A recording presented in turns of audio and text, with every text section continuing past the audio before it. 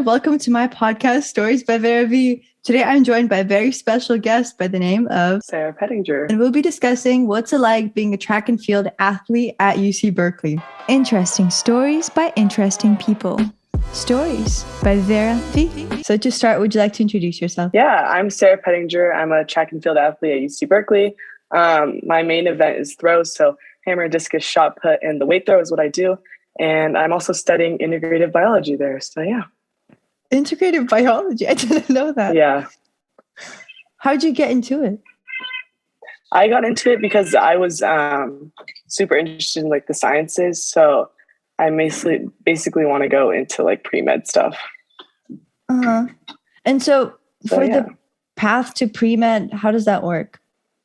So basically right now, I'm obviously studying integrative biology, and then I want to become a PA, also like a physician assistant. So like basically after my 4 years of my like undergrad, I'll go into 2 to 3 more years of PA school, and then I'll be like a physician assistant basically off of that. But you can go like many different paths with integrative biology. So yeah. And is that what the major is then? Yeah, that's the major. And right now, like my next semester, I'll be doing organic chemistry. I just finished general chemistry, and that was definitely challenging, but I got through it, so it's okay. I've heard things about organic chemistry. I like it so far. Yeah, I know. I'm a little scared, honestly, but it's okay. I'm taking it one step at a time. My roommate is also like the same age as me, so it's really great having someone who's doing like the same thing, and we like motivate each other and make sure that we stay on track. So that's very helpful. It's pretty good. Plus, you've already gotten through chemistry, so I feel like general chemistry is done, done and dusted. A few tears were shed, but that's okay. We made it through. How many tears? But how many tears? A few, definitely a few around testing time, but it's okay. Like it was okay. I called my mom a couple times, but everything was fine. I feel like with STEM in general, like some things are hard because I took computer science once, and I remember for this one little problem, I did 82 tries or so, 82 tries, and it still wasn't right. Oh my God, that's so funny. A few tears were shed. Yeah, it's okay. Especially, I mean, UC Berkeley is a really hard school. And because I like went in for athletics, I wasn't like valedictorian or some crazy like genius. So I was definitely had to work a lot harder than some of the other kids, which was okay because I knew that I was getting into that. But it's just it's different being in athletics and going to an academic school. Yeah, because for athletics, I can imagine it's also very demanding with the training and everything. Yeah, it's definitely really demanding. And especially on top of your studies, you can definitely have days where you're like dragging yourself through, but you always make it. So how's your first semester been so far? How'd you like it? It was really good. I liked it a lot. It was challenging, but the challenging moments were I embraced them all, I feel like, to the best that I could. A lot of new things are going on, new coach, new teammates. So it was super fun. It was super challenging, and I loved all of it. So. And then during the sound check, you also mentioned that you started doing throws your junior year of high school, right? So it's pretty recent. Yeah. So basically I played soccer since I was like 5. And junior year I quit because COVID happened, and I was like still at a point where I wasn't getting recruited enough, and I just didn't have the passion anymore either. Like my heart was just not there. It was more just like, oh, I did it since I was little, so this is the path that I have to take.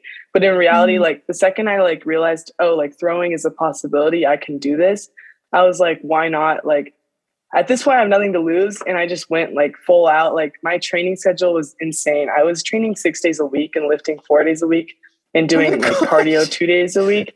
Yeah, it was a lot. I definitely was like times where I was like had no social life and it was all I did. But at the same time, COVID was happening. So like who had a social life? No one. Nobody did. Yeah, did. Exactly. No one did. So for a year and a half, I was just doing the best I could to get into college. And then I contacted Cal and they were interested. And I was like, this is an amazing school. This is an amazing program. Like I want to be there. And then, now I'm here. So it's crazy turn of events, in my opinion. Like if you asked my freshman in high school yourself, I would be like, what are you doing? Like, how are you in the position that you are now? I'd be like, what the heck is wrong with you? But I love all of it. So yeah. Do you have a first memory of throws? Because how did you get into it? Like, it's such a different path, you know? It's kind of, yeah, no, definitely. My freshman year, it was like, so you have to do a second sport or PE, right? So like, or at least at my school, that's how it was. So I played soccer I played soccer my fall semester, the first semester of school in high school. Yeah. And then my second semester, I needed another sport. And I was like, okay, well, track and field is in season, but I don't really like running sprints or things like that. I was a soccer player, but I didn't like running. That was the irony. Makes sense. And then I was like, people were like, oh, you're like naturally strong, like go into throws. And I was like, what the heck is throwing? Like, who knows what throwing is? And then I saw them doing it. And I was like, that kind of looks cool. Like, I need to finish my sports for my freshman year. So why not? Like, I'll give it a try. And I just worked really well with my coach, and I just got really good at it, basically. That's kind of what happened. So, yeah. Wow. And in the span of 2 years as well. Yeah. Those first 2 years, I was still super committed to soccer because, like, in my head, I was thinking, oh, like, I'm still going to college for this. Like, there's no way that this is going to happen with this sport. And then it kind of just fell into place, I guess. But, yeah. Why do you think it was with soccer that way? Is it just because the team wasn't, I guess, up to par, or? Why I quit soccer, is you're asking? No, with the college, because you thought when you were, your freshman self in high school that you were going to continue with soccer. Yeah. So I was definitely getting recruited by some schools, and they weren't necessarily like what I wanted. And like I said before, like the passion just wasn't there. I just didn't love it anymore. So I wasn't going out of my way to like make highlight videos, email coaches and things like that. Like my mom was definitely like on my back. She's like, Sarah, you need to do this because like you need to go to college for sports. And I was like, but there's just something like deep down inside me that just didn't love it the way that like I saw other girls love it. And it just didn't work out. But my parents were super supportive with every like decision that I've made so far. So that's great. But with the highlight videos, it's so much work. I've seen other people do them. It's props. Yeah, definitely props. It takes a lot of time. You have to go through all the video. Yeah, it was not fun. And I'm not an editor. Like, what do you mean? You want me to edit a video? All I can do is kick a ball around. But yeah. I mean, I'm sure there's some sort of service for it if you ask someone to do it. Like, I'm pretty sure there are people for that. But I've never heard of it. There probably is. Yeah, neither have I. But yeah, I always had to do it myself, and it was a drag. Not the fun part of sports, but that's okay. Making highlight videos. The recruiting process in general is, I feel like for a lot of athletes, it's super draining. It can get like it's a process that you're very grateful for and very blessed to experience. Like, but at the same time, you're contacting all these coaches and you're on phone calls for an hour, like tops, usually talking to coaches, and then you have another call in 30 minutes, and then they're asking you similar questions, and it's just like super time consuming, and you feel bad as well because sometimes you're like, well, I'm talking to this coach knowing that I'm not going to go there. And it's like, oh, well, sorry about that, but I need to keep my options open. Like, that's kind of how it always was. So I feel like every single athlete that I've talked to going through the recruiting process, they're always like, oh, I'm super happy and grateful, but it's a lot. And I'm like, yeah, I felt that. Like, I can imagine. You get through it. Yeah. When does it start in the high school career? Because I mean, I'm really not familiar with it. Yeah. It depends on each sport. For soccer, it was like sophomore, junior year. For throwing, it kind of bleeds into your end of junior year, beginning of senior year, I feel like. Because that's sort of when you are like peaking the most. It's when you're at your best. So a lot of coaches are looking at like, oh, how athletic are they? Like, what is their future in throwing? Like, are they going to progress? Or is it more like a stagnant athlete who's like good now, but doesn't seem like they'll do as great later on? So yeah, a lot of recruiting happens during that time. Have you had any events where recruiters showed up to them? So yeah, some of like the coaches come to your meets and stuff like that, but they can't talk to you and they can't they can't interact in person. So you have to just email them and talk via like the phone, and that's it. And how do you contact them? Is it via your coach, the one that you had, or do you just reach out separately? Yeah. So like they have online, like you can like find the roster and then they'll have their email and you can just email them. And they also have like a bunch of questionnaires usually like for every sport. And you just fill out a questionnaire being like my name, email, all your stats, like height, weight, things like that. And usually give them like any information related to your sport. And then you'll send those off to a bunch of coaches, hoping that one of them will be like, hey, this person looks kind of good. But also just imagine how many they get per day. Yeah, that's the thing. Like sometimes you get lost in the shuffle. Like you have to be super diligent on like representing yourself, I guess, making sure that like you're putting the best image of yourself like everywhere, like on social media and what you're sending them and how you sound and things like that. I feel like that goes for everyone in life. You want to put your best image out, but especially when it comes to recruiting, you want the coach to know that you're a good student, a good athlete, and just like a good human in general. They don't want someone who's going to come to their team and be someone who's very stingy or rude to your teammates. No, absolutely. And with the phone calls that you mentioned, is it kind of like an interview sort of thing? For the phone calls, it's like, it depends. So like in the beginning, when you're first contacting them, they just want to get to know you. And sometimes coaches will ask you like random questions being like, oh, do you speed?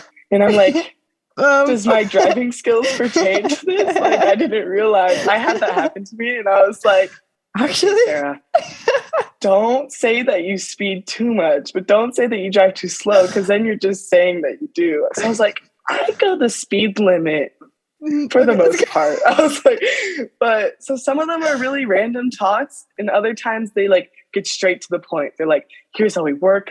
Here's how much we train. And I'm like, whoa, okay, like, no need to like come at me like that, buddy. Like sometimes it's a lot and other times they're super chill. So it really depends on the coach and their personality. It's most of the time it's just them trying to get to know you though. Okay. So I guess also because part of, I guess, applying to university, you have to see the campus and see if you like it. And I guess for athletics, it'd be talking to the coach and see if you like the coach, right?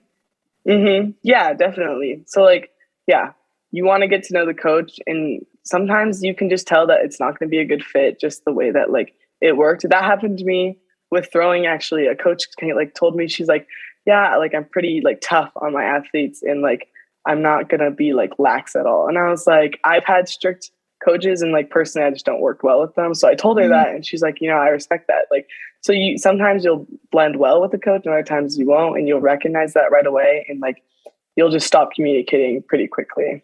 Okay. So that's good. That's good. Beginning stages. Yeah. I guess it's good to have open communication so that both sides know what they're up for.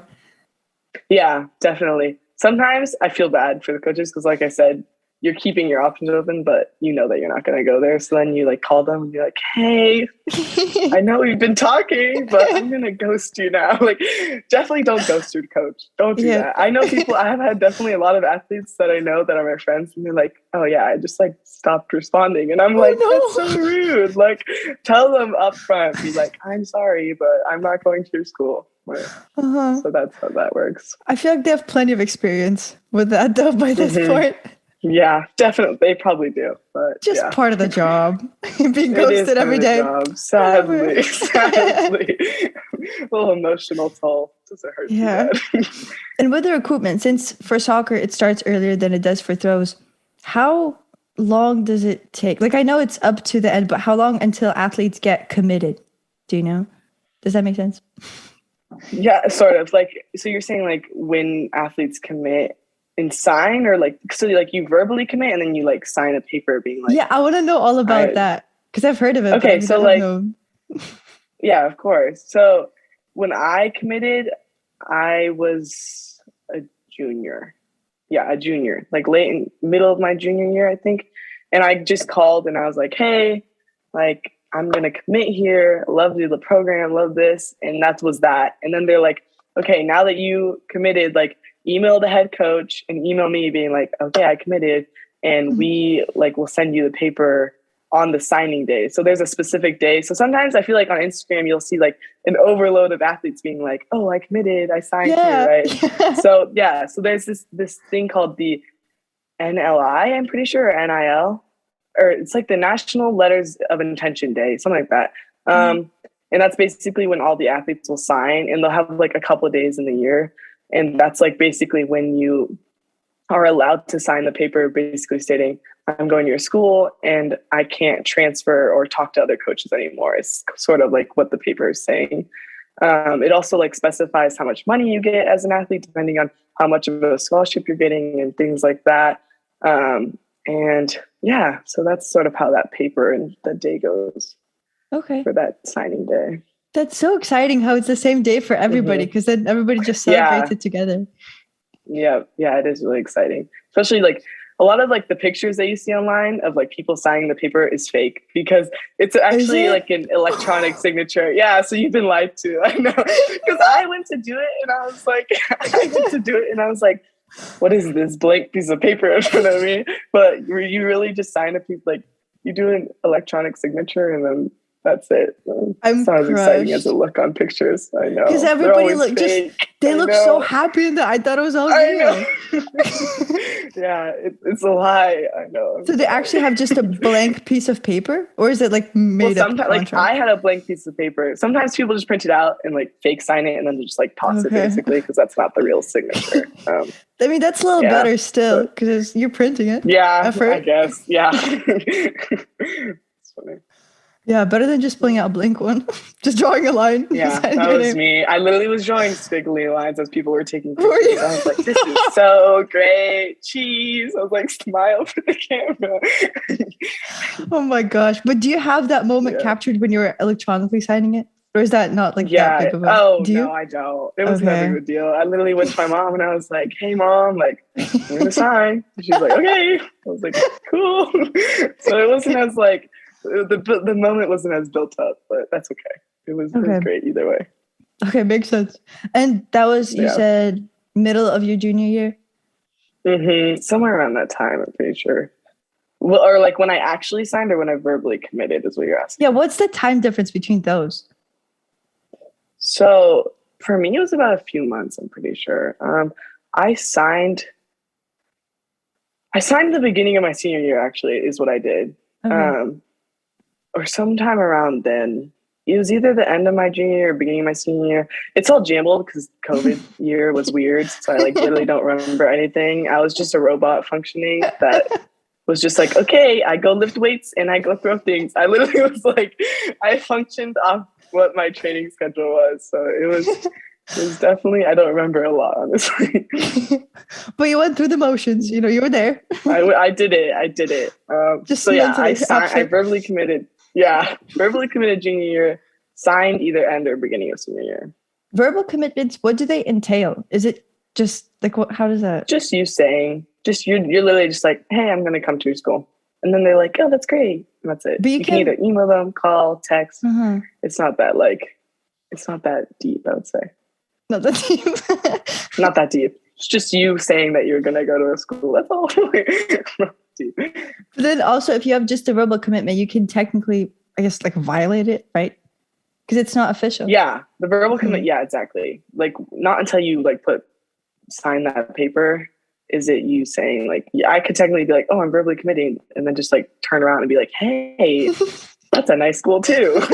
So, but no, I didn't do that. But yeah, they're all, like I know plenty of people who will like commit and then they'll be like, like maybe this isn't the right fit. Maybe I just made this decision like too abruptly, or get a better offer. Sometimes you get more money from a school and you're just like, oh, okay, wait, just kidding. Like I'm going to go get more money. Just kidding. Sorry guys. Pranks. But pranks. So yeah, you can do that.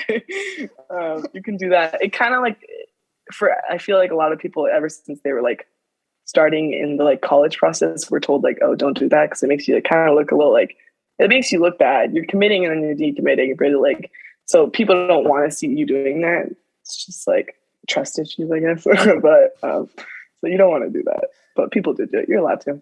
Commit to all your options and just be like, sorry, JK, pranks. Decommitting now.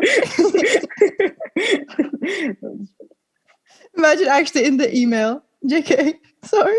JK, thanks for just contacting me for the past few months and spending all this time. It's been great. it's like Tinder, basically. You're just like swipe. Oh, let me message the school. That's what I'm thinking. Match.com. Match.com for school. Yeah, that's funny. No, And so once you create. No, go ahead. Sorry. No, go ahead. I was just saying that, like, once you create a relationship with your coach, usually, like, you get to know them pretty well, and it's pretty rare that you'll see like decommitments. You usually like your coach, you like the school, you're pretty committed, but occasionally you'll see that. And you keep in contact while you're still in high school before you attend the university with the coach? Yeah, you keep in contact. There's certain rules through the NCAA. There's a bunch of other like leagues and things like that, like the NIA and things like that. So you have to follow those rules. I don't necessarily have like them perfectly on the top of my head, but it sort of like pertains like yeah, exactly. It pertains to like you being able only to like call them and not talk to them physically in person is kind of like the main rule that a recruiter needs to follow. That's interesting. What about texting? Is there any limitations? Texting, I think you can't. Yeah, I think texting and emails are all okay. Yeah, you can text. You can text for sure. I was like trying to make sure in my head before I said false information. But you can text, call, email. It's just anything in person because they don't want you to like go to them in person and them sort of like bribe you because like that I think happened in the past maybe. So they have a bunch of just. I'm not 100% sure. I'm assuming that they made that rule for a reason though. But things happen though. I feel like you heard like the USC scandal where that actress went in. So like things happen under the radar. I feel like and people don't see it. So they have all these rules to make sure that that's not happening. Okay. And with the contact with the coach, what do you like talk about? Like, you know what I'm asking? Yeah, like they usually give you a bunch of information on the program, like just overload you with information. And then you're like, okay, like, let me process that and go talk to another coach and see what they say about their program. And then you'll tend to like for me for COVID, like I would like Zoom call with like the team and like the coach wouldn't be there and I'd be like, so like, what do you guys like about the coach? What do you like about the school? Like, what do you don't like? So like, they'll be super honest with you. And that like, I think I did 3 of those calls with different schools. Wow. Where it was just like you and the team. The whole team? No, whoever could come at least. Like for like for my or like for UC Berkeley, like it was like 10 of the athletes, and we're a team of 23 right now. I think is the number, which is a pretty big throw squad. Usually the throwing programs are always a little bit smaller. Was it intimidating being on a call with that many people at once? Oh, 100%. I literally was like sitting there like 10 minutes before and I was like, okay, Sarah, like you can do this. And it was actually really funny because the coach was like, introduce yourself. And I was so nervous that I was like, hi, like my name is Sarah, yada, yada, yada. And like, I was like, okay, like what does he want me to introduce myself like about? And I was like, I like to bake. I was like, did you actually?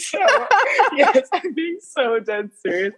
And he's like, oh, okay. He's like, where are you from though? And I was like, this is the introduction that he wanted. I just remember going to my parents after. I was like, Mom, I like ruined it. I'm so embarrassing. Yeah, but it was all fine. They were really cool people. I love my teammates so much. Honestly, they're all really great humans. So even from the very beginning, you felt like it was a good fit? Oh yeah, definitely. Like I just knew that they were all like pursuing the same passion. They all like had their heads on right, if that makes sense. Yeah. They all wanted to like be better and get really good at the sport and studies and things like that. They're all just really driven people. So that's great. That's so nice. Yeah, it's great. I feel like when you meet people like that, you thrive in the environment because you're surrounded by people who are also doing the same thing. Yeah, definitely. Yeah, at training, there's always an energy that is like in the air that like, you know, that we're here to like get things done, but have fun at the same time. Like we're all there, we're all enjoying ourselves, but we're all working really hard. Mm-hmm. And you told me that the season starts in February, March, right? That's the competition. Yeah, the end of February and the beginning of March is when we have our first outdoor meets. And training has already started, but indoor, right? Mm-hmm. So yeah, no, we've been training for indoor and outdoor because like some of the events overlap. So like a good example is shot put. So like you'll throw indoor shot put and outdoor shot put. But like an event that only happens indoors, the weight throw, which is like, it's like a 20-pound ball on a short chain, like this long, I'd say. That's like the weirdest one, in my opinion, at least. I was like, when I got there and they're like, oh, you're doing this. And I was like, oh, never done this before, because it's super just like college only. Maybe like some states do it for high school, but not many. Yeah, because I haven't read anything on it. Yeah. It's definitely one of the smaller events, I would say. The bigger ones are probably discus, shot put, and hammer are the most like commonly known, even though it's like a super not common sport. Not very many people know about it. Every time someone's like, so what do? Like, you look really athletic, this and that. And I'm like, oh, I throw. And they're like, what does that mean? I was like, the discus. And then they'll do like the movement. They're like, is it that? And they're like, yeah. I was like, that's exactly what it is. It's that's good that people know it by the movement, though. Memorable. Yeah. Sometimes they do. Other times they're like, they have no idea what I'm talking about. But it's great. I love explaining it because then they're like, oh my gosh, that's amazing. And I'm like, yeah, it's pretty cool. It's very heavy, right? Oh, sorry. I think my Wi-Fi just glitched. No, you're good. I think it froze for a second. Yeah. Yeah. No, it keeps saying that my connection's unstable. I was like, okay. Oh, okay. I was like, I couldn't tell if he's frozen now. So I was like, I'm just going to wait here patiently. Wait patiently. Is it all good over there now? Yeah, no, it's all good. Wait I was just asking. Okay, cool. For 30 minutes. I was just wondering, with the shot put, because that's the one I guess I'm most familiar with, because those things are heavy, right? Because it's not just like a light little ball. Yeah, no, it's definitely heavy. The girls is around 8.6 pounds, something like that. It's a 4K. And then the guys are a lot heavier than ours. They're like, I'm pretty sure 16 pounds, but don't quote me. I know in high school it's 12. That's still a lot. Over college. 10. Yeah. Gosh. Yeah, the guys are really heavy. They always make fun of us, honestly. They're like, oh, you only throw 8 pounds. Like, it should be going further. And I'm like, you know what? I'm sorry that I don't bench 4,000 pounds like you. And so you mentioned that there's the indoor and then the outdoor. So is there a certain one that's better? Like the results generally? Oh, the results? I feel like not necessarily. It sort of depends like the person and the individual and like what their goal is, I'd say, like what they consider is better. Because like if their main event is the weight throw, then their indoor season is going to be better than the outdoor season, if that makes sense. If that like answers your question. So I would say like neither. They're both just like different seasons, but same thing is going on. Okay. And this is going to sound probably really dumb, but I just got to ask. No, it's okay. So no you questions. Dumb question. Okay, there are no dumb questions. Yeah. So you mentioned events, right? But do you just do throwing, or are there any other events you compete in? Does that make sense? Okay, yeah. So like I'm a thrower, and like I throw the hammer, discus, shot put, and the weight throw. Like I call them like they're all different events, but like they're all under the category of like throwing. So like say like you're a sprinter and you sprint the 100, 200, or 400. Like those are all like sprints, but they're all like different events. Okay. No, that makes sense. Because I was thinking events were like different categories. So running versus throwing. And I was like, that makes no sense. Yeah, I know. Yeah. They're all like individual. Which one's your favorite? I would have to say the discus. It was the one that like I was like, this is really fun. Like this is cool. It goes really far.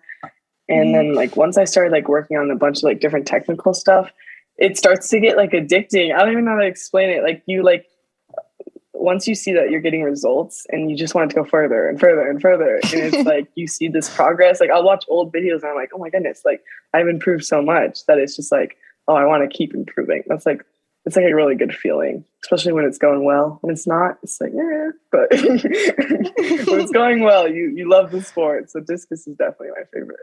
That's great. I think, which one's the hardest, would you say? Technically, the hardest I would say is the discus. It's just like a lot more intricate. The shot put is a little more simple. And then the hammer, I'm like super new to the hammer, so I can't really speak on it that much. I just started like in college. It's definitely challenging, but I feel like once you understand it, you can like become an expert pretty quickly. Or not necessarily quickly. Okay, take that back. Not quickly. It takes a lot of work and effort. But yeah, scratch that. I didn't say that off the record. No, okay. But yeah, technically speaking, in track and field, pole vault and discus are like probably the most difficult events. And at least in my opinion, a lot of people would agree with me, but I feel like everyone has like their own view on what event is the hardest. Mm-hmm. Because when I read up on it, my little silly little research, when I was doing it was the one where you said the vault, or it's called, I think it starts with a J. I forget. The pole vault. Wait, starts with a J. Where you throw the javelin. The javelin, yeah. The spear. It has to land right. Otherwise, it's basically it has doesn't to land count. like in the ground or it doesn't count. Yeah. Tough. Yeah, I know. That one's cool. I really wish I could do the javelin, but like I have really loose shoulder joints. Like every time I go to the doctor, they're like, "What is wrong with you?" And I'm like, "I don't know." So I can't throw the javelin, or else I'll like probably dislocate my shoulder. But I've always wanted to. But yeah, I can't do it. I would hurt myself probably. So yeah, because it goes beyond your shoulder, like because it's definitely it's a lot of like mobility and like a big stretch across your shoulder and like the side area, I guess. Whatever medical term you would use for that. So it's a lot of stretch, and a lot of people actually like hurt their elbow and their shoulder. Like if you go on YouTube, you can like see some javelin fails, or not fails, but like injuries where they will completely just like pop. It's gone. Oh my gosh. So it's definitely one of the more like, I feel like demanding on your body. Because with the rest, you can't really go outside the range of your shoulders, right? Like you can't really cross that like line. I'd say like the hammer, like you can't do that, but you can like hammer injuries like tend to be like your ribs, because there's so much like force, like centrifugal force on your body that it's like pulling so hard that some people like will hurt themselves. And also like if you let go, if you think about it, like this is metal ball swinging around you and you let go and you just fly away from it. And I've done that. Yeah. It definitely happens when you mess up and you like say you trip over your foot, you're just like, oh, there goes the hammer and there goes your body the opposite direction. Oh my gosh, I haven't thought about it like that. Yeah, it's definitely dangerous, but like compared to like other sports where like say you do like a lot of like cutting with your feet and like you tear your ACL, I feel like that's less prevalent in this sport. But also like more injuries would have hurt. Yeah, would happen in the weight room was what I was saying. That's all. Just weight room injuries probably happen more than throwing. But with the hammer, you have to calculate it so it goes where you want it to go. I feel like that's also really hard. Yeah, with the hammer, you have to let it. It's a weird concept. You have to let the hammer come around you, and then like you're gonna feel like you're falling, but then you just catch yourself, and then you do it again and again and again until you release it. And that's basically like the whole concept of hammer is let it go around you, catch yourself, let it go around you, and release. Is this spinning part fun? I feel like it would be. It's fun. Like I watch videos and I'm like, I feel like I'm going so much faster than I actually like look like I am. Like when you're doing it, you feel like you're like going insanely fast. Like, you know, like at the playground where there's like those poles that like have a spinny thing and you go on it and you like close really tight and you're like, I'm going to die. Like, I'm going so fast. That's what it feels like. And then you're like, you watch a video of yourself doing it and you're like, oh wait, this is kind of like pathetic. Like I'm really not going that fast. Obviously at the level that I am, because like I just started, like compared to like my teammate, like she's insane. She goes so fast, but she's also an Olympian, so I can't really put myself at that par yet. An Olympian? Yeah, Cameron Rogers. She actually got 5th at Tokyo. It was insane. She did a really casual. Good job. She's going casual. Yeah, a casual 5th, casual teammate. I get to interact with her every day, and she's a really sweet human being. So. Wow, that's so cool. It's crazy. It is weird, like because like also our men's like swim team is insanely good. Like you'll be walking around and you're like, that's an Olympian. Oh, like you literally are on like the national team, and I'm just like la di da di da, like a little freshman living in my own world, struggling with chemistry as like all these insane athletes are around you. But it's super cool. It's super inspiring always. But you still have a long way to go. You got how many more semesters left? A bunch. 7. Yeah, 7 Quick times 8. math. If I do 4 years. Yeah, quick math, you know. Do you know that 2 plus 2 is 4? Actually, no, I'm kidding. Sounds about right. That song, Big Shaq, or who was it? I think I've heard that song. I'm not really sure. I'm pretty sure I know what you're talking about, though. It's in my head like every day. 2 plus 2 is 4. That's funny. Big Shaq. Well, Big Shaq. I love how that's like all you know. That's funny. It'd be like that sometimes. That's hilarious. And so for the weight room training, there are more injuries in that than the actual throwing sport?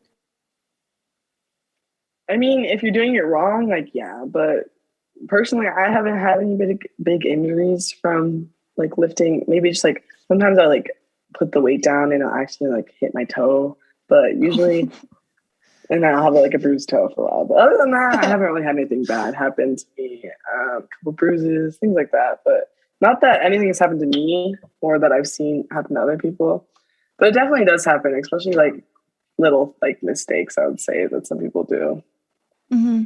Especially I think with heavy weights, because you lift very heavy. It's so cool. Yeah, I lift pretty heavy. At this point, yeah, I do. Do you remember what you started with in the very beginning during COVID when you were training lifting 4 times a week? Yeah. Oh, well, yeah. Like when I first started lifting, like my first time was freshman year. And I think it's funny because now like I look back on it and I was like, oh my gosh, I was so weak. I was like so like tiny. I was like benching like maybe 65 pounds. And now I'm like here like doing like 155 for one. And I'm like, oh my God, like how am I doing this? Like it's crazy. Like I it's just been such like a progress and like consistency with it. That's like my main message is always people who want like to get into the weight room. I'm like, you're not going to see anything like a month or 3 months. Like you have to be like super consistent with it to really get like those results that you want. So because you more than doubled it, 65 to 155. Wow. Yeah. And like I'm squatting a lot heavier, and like now I like through those years I've learned how to like do Olympic lifting, so I know how to do power cleans and snatches and all those fun like clean and jerk stuff, which is super fun. Like, I love that style of lifting. Mm-hmm. How is it on the wrists? Because they're kind of like twisted. It depends. Yeah, you're supposed to like, so if it's hurting your wrist, you're supposed to like go like this, so it's like lined straight up on your arm. Yeah, sometimes you like relax it and you'll feel it, but it's not too bad, honestly. I feel like it depends on the athlete. Like I have a teammate who sometimes it's like, oh, this is bothering my wrist, but she obviously it's like, it's not like something where it's like you have to stop because it hurts that bad. It's more just like a pull, I would say, like a stretch on it, and then you bounce right back. Getting used to it, yeah. Yeah, you get used to it, I guess. This is kind of random, but today I saw a video of this one guy. He was doing the snatch with one arm, and it was 100 kilograms in it. Oh my goodness. Yeah. You think that was real? It was one arm? Yeah, it was. That's insane. That's crazy. I don't know how people do that. No, some people are just really strong. But it's funny because like when I come home, everyone's like, oh my goodness, you're so strong, like this and that. And then I go back to school and I'm like, it's my team. And like, obviously I'm a freshman. I'm just getting started. Like they've been doing it longer than me. And I look at them and I'm just like, oh my goodness, like you guys are like insanely strong. And like, it just makes what I lift like little baby weight. And they're like the big mamas over here lifting. But it's super cool seeing. Who's the strongest person on your team? How much they lift? Do you know? Oh, it's probably one of the guys, obviously. They lift probably like on each side for like a squat, like 5 to 4 plates of 45. But I don't know specifically. I know it's insane. And they can like do it a lot. Like it's just like I'd be watching and I'm just like, oh my goodness. But like also like these people are big people. Like they can like they're strong. They're not messing around. They're pretty big guys. So, but they're all super nice, gentle giants, of course. Gentle giants. And you guys really sweet, all train together? Mm-hmm. So yeah, like girls and guys are training together. It's it was definitely like weird going from a sport that was all girls to all guys, or not, sorry, all guys, but a mixed sport. That's very interesting that track and field does that, because usually, like you said, it's divided all the time. Yeah, yeah. But it's really nice, honestly, because like I feel like when I was on an all-girls team, there's always like drama or an issue going on. Now that I'm on a team where it's boys and girls, it's pretty like balanced. Like we all get along really well, and there's rarely any like issues or things like that going on. That's good. A nice balanced mix. Yeah, nice balanced mix. Different ages too. We got the young people and then the super seniors. So super seniors. What's the biggest, I guess, age gap? I'd say, I think the oldest person's like 22, 23-ish. I honestly could be wrong. I don't know everyone's age on the team. 23, 24 is probably the oldest I'd say that there is on the team. Okay. And for weight training, does it just help overall strength with throwing, or is there a specific focus? Yeah. So we're really focused on power, like in our sport, because it's like basically 2 seconds and then you get like, you release the implement. So you want to create as much power as you can. So a lot of our lifts are like specific to create a lot of power. Especially like in the beginning of the season, we'll work on like a lot of like strength, like regular, like basic strength training. And then as the season goes along, we'll implement like more power stuff so that our muscles are like more explosive, like, and quick right away and not like delayed. Yeah, that makes sense. Is it the coach that creates all the programs? Yeah. So our coach creates the programs and then he gives it to like our strength coach, and like she'll go over it and like input it to this app that we use. And that basically like we'll follow the app like for training, and like well, like you can say like how you're feeling before that, like how you're feeling, stress levels, things like that. And then I'll give you your workout, and then like as you go, you can like check it off. And then there's like a post workout thing being like how difficult was that, and then you submit that, and then there's your workout. Is it just specific to UC Berkeley, or have you heard of other athletes in other schools having that same app? The same app. I guarantee other schools use it too, probably, but I'm not 100% sure. That's so cool. Like a little survey. Yeah, it is.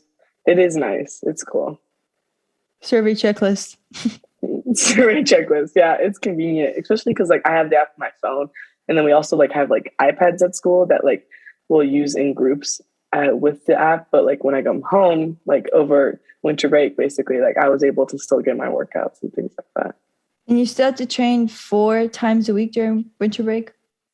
Yeah, I still train. Yeah, I've been training basically the same that I was at school, just at home, just because like I have season coming up. It depends on like your sport. So say you're done, like some people will actually like get a full break and then they'll start training again off season. Like my friend, like she's also a D1 soccer player, and her winter was like pretty chill because they had just finished their fall season and they get a break and then they restart once they come back.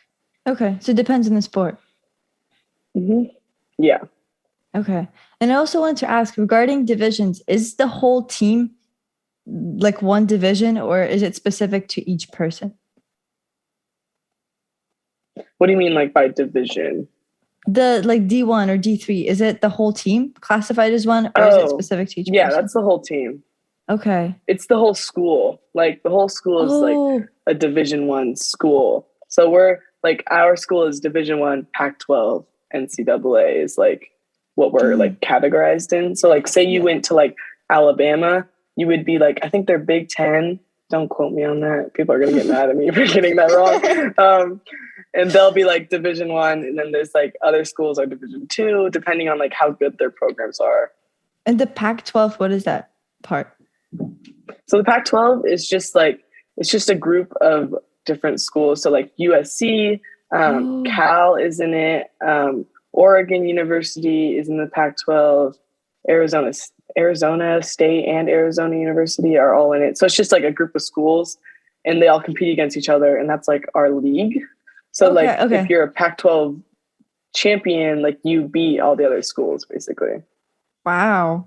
12 other schools to compete against. Yeah.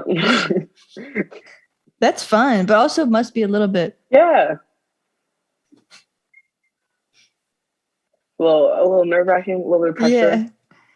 Yeah, Yeah. there's definitely expectations that you sort of, they're kind of like invisible expectations that you kind of put on yourself, and you also like think that other people have these expectations for yourself. Like personally, I'm like, oh, I have expectations for myself, but then I also think like, okay, my parents and my friends and like my coach and my teammates, they all have like different expectations for me. So like there's definitely a lot of like doubt and fear of failure as an athlete. Like you want to always do your best, and it can definitely like get to become a lot sometimes when you feel like you aren't up to par. Especially when your identity is rooted way too much to sports. I know some like athletes who like root their entire identity to sports, and then say they have like a injury that just knocks them out completely, or like they're done with athletics, like that was their career. The past 20 years of their life basically is just like done. Like the only thing that they ever had like stable in their life, I guess, is like their sports always. And then when some people get like rid of that, they're like, what do I do now? So you definitely have to have like a good balance. Like for me, like I always like think, okay, like am I balancing like my mental health, my physical well-being, my studies, like my happiness, sort of like just making sure that everything is in check so that like I can perform at my best. Because if I'm not, then like my performance is just going to be subpar because I'm all out of whack. And then if I'm not performing, then you'll be more hard on yourself. Like it's just like then a spiral. So you always like have to try to keep yourself in check, journal, make sure that things are going well. That's such a great approach. Yeah, I try for the most part. Like at school, I'm pretty consistent at school. I haven't been consistent over break, but I like at school I'll journal every morning. Excuse me. And just make sure that like I'm like have intention with my day usually. Wow, that's so like wise. So wise ninja. No, I'm kidding. It's really just like it's so it's so like challenging, especially because like you're competing also against like different students too, and like people naturally like I love UC Berkeley, but like as being an athlete there, people like look at you and think, oh, like you're an athlete, like you're probably not that smart, and like especially being in STEM, like people are like, oh, like you're an athlete, like why are you in STEM? And I'm like, well, I could be an athlete in STEM, like it doesn't change anything. But I've definitely had like people like verbally say that to me, being like, that's so rude. Why are you doing this? And I'm like, jeez. Yeah, some people just like they're all like valedictorians, and they tend to like think of themselves highly in their academics, which is like they did do like an amazing job in high school and all that, but it obviously doesn't give them the right to like be like, oh, you're not as smart as me or as intelligent. What is this superiority complex? Gosh. Yeah, I know. Berkeley is known for that, but it's not as bad as like people think. It's just like a handful, I would say. I think when I went into it, when I went into the school, I was kind of scared of that. I was like, oh my goodness, like it's gonna be so challenging, and like all these people are so much smarter than me. But really, like everyone wants to do well, and they're all struggling just as much as you usually. So you're all working together, trying to get through all those tests. But, all struggling together. Yeah. All struggling together. It's definitely a group struggle. That's comforting to know, because usually that's what bonds people together, like that group struggle, especially with chemistry. Yeah. Like I had a study group. I think like towards the beginning of the semester, I was like, what am I doing? I don't know how to study. And then like towards the end, I was like, that study group, I had like good flow with everything. And I made like friends through school and studying, which is nice. You're studying. A lot of my time goes to school and sports and not like socializing at all. So yeah. What is it like to balance it? How long does each thing take? Like a regular day there. Yeah. So last semester, like a normal day for me was wake up at around 6:57-ish, and I had my first class at 8, so I would go to class, and then after that class I would go study for a bit, and then I had training in the afternoon around 12 o'clock, and then after that we have like an athletic study lounge, and I would just go there, get more studies done. And then we'd have lift at 5 o'clock. I would go lift. Obviously, food is in between that too. Scattered. I do eat food. So we lift, and then I'll go eat dinner, come back, wind down, get more work done, and then crash for the night and basically repeat. It's such a full day. It is a full day. It's definitely super tiring, but it makes like the time that you do have off, like my Sundays and my Wednesdays I don't train. And those days you're like, you get bored. I don't know how to explain it. Like you're sitting there and you're like, I need to be doing something. Like you're so used to like being constantly busy that you're just like, you kind of go a little crazy. But you do have to rest and take time for yourself. So it is nice. It's like a nice treat. You get to those days and you're like, I can like sleep in a little bit. No, I kind of get that. Because for me, Sundays, I take off social media, or I try to, but it feels weird because I'm like, what am I supposed to do now? What are you supposed to do? Yeah. But then you feel refreshed always. Like once my Sundays are done, I'll start the week and I'm like, oh, like I'm ready to tackle the week usually. So yeah, because I feel like when you take a break, you just come back hungrier to whatever it is that you were missing. Yeah, exactly. I actually was like recently saying that to someone who like a lot of people who get burnt out and like in a rut, I feel like sometimes it's because they're so hard on themselves, like to be really consistent with it. And in reality, like sometimes taking a break for like a week and stepping away from it can like reintroduce that love for it, in my opinion. Like you like, oh, I do miss it. I do love it. Like I want to get back into it instead of like forcing yourself to like constantly do it. And that's not necessarily saying like some days you don't want to do something, but you're still going to do it, obviously. Yeah. At least for me, like there's definitely days where like training it's cold, I'm tired, like don't want to go, but you go because like that's what it takes to get good at something, is being consistent. So yeah, absolutely. I think with burnout, the thing is that sometimes people feel like they don't have a choice in it. But just like you said, stepping back and realizing that you're making the choice to train every day and it's your choice to make, that gives you sort of power, like freedom. Yeah, it's definitely exactly just the way you said it. You have power of your choices and decisions that you make in your life. So why would you stay in something that you don't like? First off, and maybe you do like it and you just need a break. That's all. And also you said the way you wake up around 6:57. That's so specific.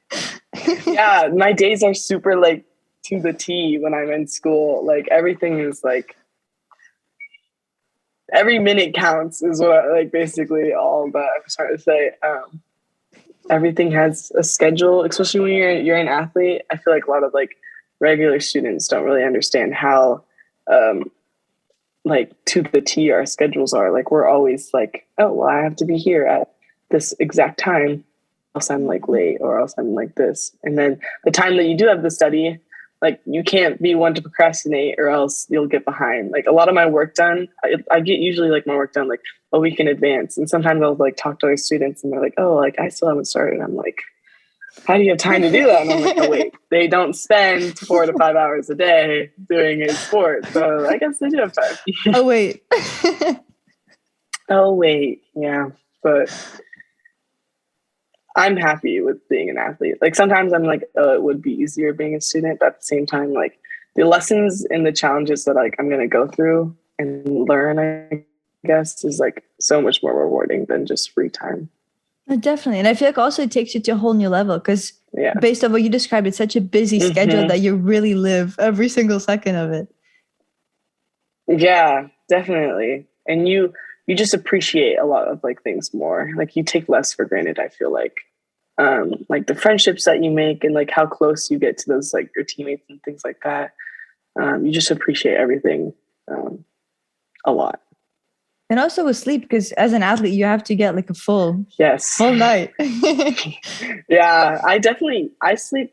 I think some people are like, oh, like when it comes to college, they're like, oh, like you don't sleep, you always lose out on that. But like in reality, like if you're someone who can stay on top of their schedule, like get their work done, like I was going to bed at like 10:30, 11 every single night and getting a full 8 hours. And I was like, thank you. I tried really hard. It was like, but I also am like, I'm someone who like needs sleep. Like I literally can't, if I got like 6 hours, I'm like, today's not happening. Sorry, Sarah is checked out. So if I don't get my sleep, then it's like, it's not gonna happen. So I always try to get my 8 hours. I think it's Just definitely a personal plausible. thing, I guess. But my Just roommate is like depends. that too. Yeah, it Yeah. is completely plausible. Mm-hmm. I think it Yeah, it's depends super plausible. what kind I of think when you, priority you make it. sorry, go ahead. No, the Yeah, Zoom whatever is your priority glitching. is.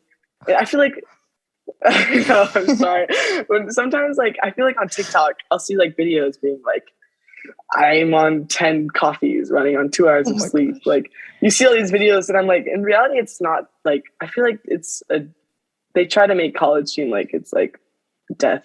But in reality, if you like are someone who can recognize that you need to get your work done, that will like allow you to like go have fun and do things that you want to do without like having to stress and lose sleep and like have unhealthy habits. So No, absolutely. I talked to a law student recently. Law school, so much work. yeah. And she was getting her full 8 hours in every night for the entire semester. Yeah, exactly. Like it's just you just have to be diligent. That's all. And your classes, what's the workload like? Because obviously you study a lot throughout the day. So a lot of the workload comes down to like the test, like studying in general. It's not like high school where you get like a lot of busy work and homework. I would say like we have less homework. I feel like that was a really annoying part of high school is like they give you all this unnecessary work. In college, it's more like, okay, here's like a very limited like amount of assignments, but all your grade is like these 3 tests and a final, and you're like, well, that's a lot of pressure. So yeah, basically thumbs up. So that's kind of what it all boils down to is your test. So a lot of what you're doing is just like making sure you understand the material. Okay. And the finals, how do they go for you? How did they go for me last Yeah. semester? Uh-huh. They're all right. They're pretty good. I honestly was surprised. Like with chemistry, like I got to the middle of um, the semester, and I was just like, "There's no way I'm going to pass this class." Like I was like freaking out, and in the end, I ended with a B, and I was pretty proud of that. Like I literally called my mom, and I was like, "Mom, I got a B." And like I in high school, I was like basically a straight A student, a handful of B's in there. And so like when I came to college, it was like a super big shock. I was like, "Why is this so hard? Like, am I like why is this like not working out? Like, what am I doing wrong?" I definitely had like a moment in the semester where I was like, am I not smart? Like, am I stupid? Is everyone else like doing well? Like, I was definitely like questioning a lot of like my work ethic and things like that. I was like, am I not doing enough? Was sort of like the common question that was in my head.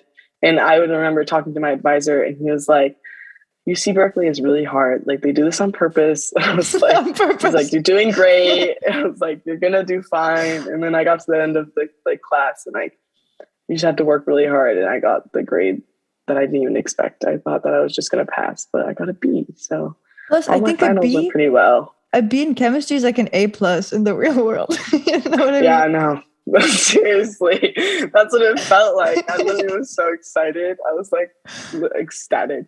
It was basically like an A plus plus in my heart. Exactly. That's all that matters. Yeah, exactly. And how many classes is it per semester? 5? There's no like specific amount of classes. So like for me to be eligible to train and compete, I have to have 13 units. So like next semester I'll have 4 classes. 4 classes, and last semester I had 5. So I would say it ranges from 4 to 5, but it also depends on like if you're an athlete or not. Okay. Okay. That makes more sense. Are you taking any fun classes next semester? I'm actually taking this really funny class, or at least in my opinion, it's funny because I still don't really know what it entails at all. But my advisor was like, he was like, this will be a good class, especially because you're in season. It'll like have a light load to it. It'll be interesting. And the class is human happiness. And I'm like, what does that even mean? Like, what am I learning about? But I don't know if it's like the history of it or like the like science behind it. I literally have no idea, but human happiness. The history of human happiness. People first became happy in that. I'm just kidding. Yeah. So it should be interesting. But so yeah, I have that as one of my classes. That's like my most interesting. And then I have organic chemistry, and then the lab to organic chemistry. And then my mom is Italian, and I like am super interested in like the culture and language of that. So I am taking like an Italian reading and composition class, which is basically like I'm reading in English, but it's like about like the Italian like culture and history. Okay. So like I'm super excited about that one. That should be really interesting. Sounds like a very interesting load. Yeah. Semester too. Yeah, it's definitely, yeah. So I'm excited, but definitely a little nervous. Mm-hmm. Definitely a little nervous. Good emotions though. But the human happiness class, let me know how that goes. Because I'm genuinely interested in it now. I will. I'm genuinely curious too.